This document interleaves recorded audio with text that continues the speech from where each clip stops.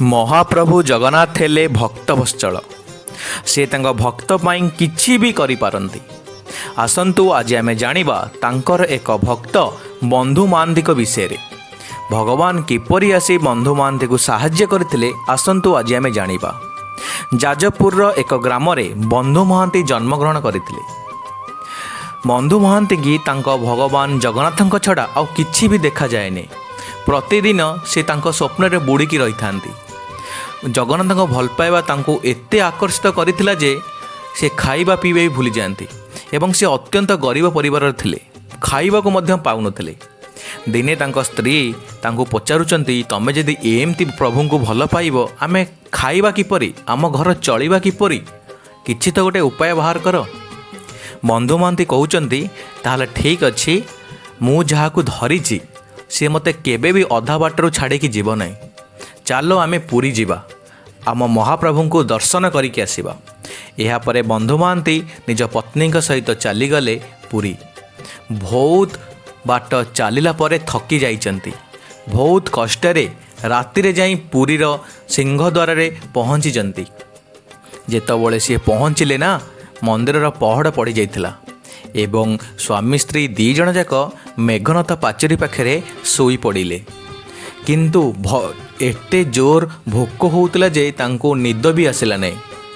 कांदी कांदी भगवान को प्रार्थना कले। सेतिकी बेले महाप्रभु जगन्नाथ एक पंडा ब्राह्मणर बेश नहीं कि सुना थाली रे जोतरे महाप्रभु को भोग लगी थे तांको निज सुना थाली रे महाप्रसाद को आनी बंधु महांती की देले खाइबा पाई। बंधु महांती आश्चर्य हो गले। कहले एते राति रे आपण किए? प्रभु कहउचंदी तमे सेगुरा किछि भावना मु किए मु काहेकि आसीछि मु एक ब्राह्मण। तमे एटी भोक उपास बसिच जदि तुम भोक करुछि तमे ए प्रसाद सबु खाई दियो। एहा परे बंधु महांती तांको पत्नी खुशी खुशी सबु प्रसाद खाई दउचंदी। एतिकी कही महाप्रभु चली गले। सेते बेलू भी दीनबंधु भावुंट ये ब्राह्मण जनक केमी जाइले आम खाइबा को भोक लगुच बेली। जिते बंधु महांती सब खाई सारी से थालिया को मुंड तले दे शोई पड़े। से सकाळ हेला जिते पहड़ फिटिला ब्राह्मण मैंने आश्चर्य हो गले। प्रभु सुना थाली आउ नाही। प्रभु सुना थाली चोरी होइछि बेली सबुआड़े व्यापीगला। जितेबाला यही कथाटा राजा कान जाई पहुँचला राजा खोजार लगिगले।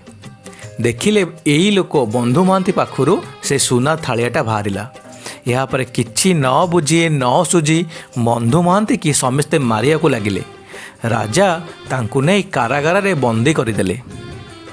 बंधु महांती कहूँ मोर किछि भी भूल नहीं किंतु ता कथा केही भी शुणिलेनी। जेतेबळे बंधु महांती के कारागार रे बंदी करदेले सही दिन राति रे राजा को स्वप्न दशा होला।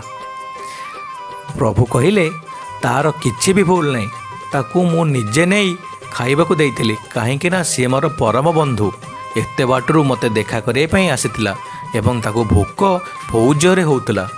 आ मो भक्त भोक उपास रे बसिबो आ मु रत्न सिंहासन रे सुना थाली रे केमिति खाई परिबी। सेथिपाई मु निज सुना थाली रे खाद्य नहीं महाप्रसाद नहीं मो बंधु को देइथिली। सेथिपाई तमे तांकू छाड़ी दियो। माने यहाँ पर जो राजा सकाळु हैला ना बंधु महांती की सह सम्मान रे तांको विदा कले। यह थिला आम भक्तवत्सल महाप्रभु जगन्नाथ एवं तांको भक्त बंधु महांती एक सत्य कहानी। ताले आपण समस्ते कमेंट बॉक्स रे जय जगन्नाथ निश्चय लिखंतु।